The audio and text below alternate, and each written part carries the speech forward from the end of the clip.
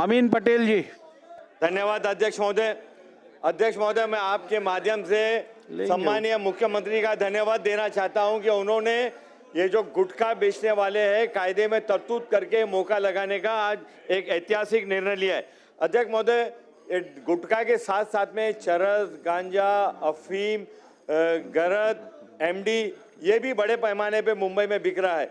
इसके भी कायदे मुख्यमंत्री महोदय, गुटखा के साथ साथ में दूसरे ड्रग्स भी मुंबई और महाराष्ट्र में बड़ी तादाद में बिक रहे। जिस तरह से आपने एक ऐतिहासिक निर्णय लिया सभागृह में कि आप मौका कायदा लगाने के लिए कायदे में तरतूद करेंगे, तो जो दूसरे ड्रग्स है जिससे आने वाली नस्ल खराब होती है उसके कायदे को भी कड़क करके कायदे को अमल बजावी करने के लिए शासन और पुलिस क्या कार्रवाई करेंगी?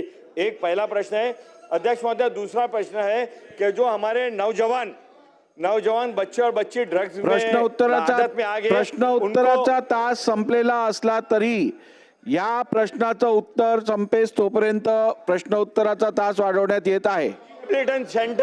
रिहैबिलिटेशन सेंटर बनाने के लिए हर डिस्ट्रिक्ट के अंदर सरकार क्या कार्रवाई करेगी और ड्रग्स के प्रिवेंशन के लिए बच्चों ड्रग्स ना ले उसके लिए पुलिस और सरकार क्या प्रयत्न करेगी?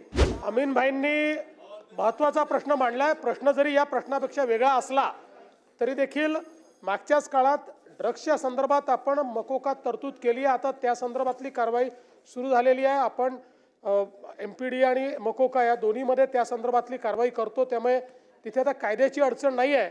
दुसरं आपण रिहॅबिलिटेशन सेंटरच्या संदर्भात सांगितलं, हे निश्चितपणे अत्यंत महत्त्वाचं आहे। या संदर्भात विशेषतः मुंबई किंवा MMR रिजन सारख्या महानगरांमध्ये आजही आपल्याकडे क्वालिटी रिहॅबिलिटेशन सेंटर नाही आहेत, त्यामुळे जरूर या संदर्भात पुढाकार घेऊन अशा प्रकारचं सेंटर आम्ही सुरू करू।